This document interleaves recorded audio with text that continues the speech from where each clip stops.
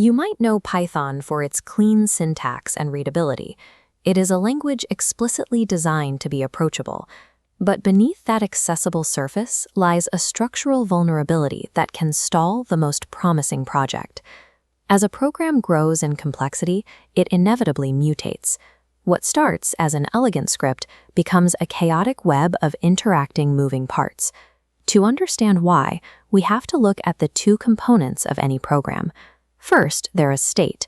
State is the raw data held in memory at any given moment, things like usernames, account balances, or a player's score. Second, there is behavior. Behavior represents the specific actions and functions the program executes to actually manipulate that data. When you write a simple script, keeping your state over here and your behavior over there works perfectly fine. But as your program scales up to hundreds of functions trying to modify thousands of variables simultaneously, tracing exactly which function is altering which specific piece of data becomes a mathematical nightmare. When complexity outpaces organization, simple maintenance becomes a cycle of breaking one part to fix another, until the cost of adding a single feature exceeds the value of the software itself. Python addresses this friction through a specific structural mechanism, object-oriented programming.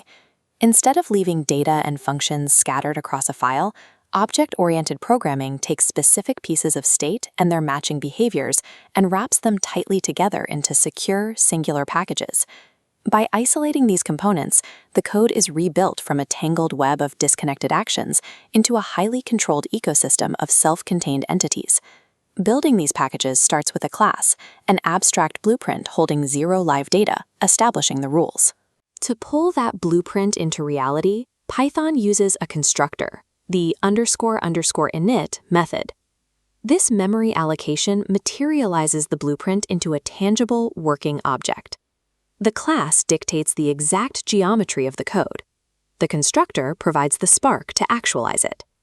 Once the object exists, it needs raw data. We inject instance variables, the unique state assigned exclusively to this object. To ensure data doesn't bleed out, Python uses the self keyword, a secure lock binding these variables entirely within the container's walls.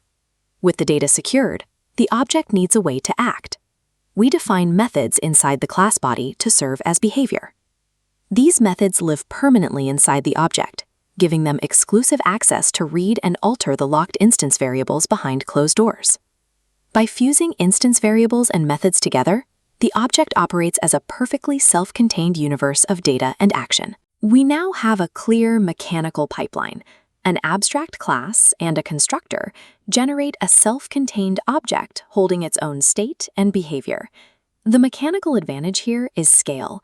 From a single class blueprint, a developer can effortlessly stamp out hundreds of unique objects, injecting each one with entirely different data. Because of the strict boundaries of encapsulation, a failure or a variable change in one object has zero impact on the others. Every entity manages itself independently. This means that 1,000 objects are no more difficult to maintain than 10. You have successfully prevented the quantity of your data from dictating the complexity of the code.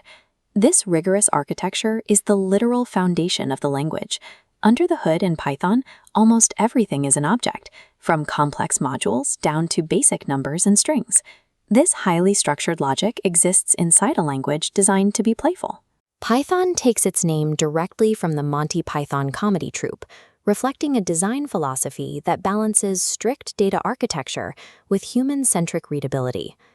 Learning object-oriented programming isn't just about managing scale. It's about understanding the core mechanism that allows Python to treat data as logic.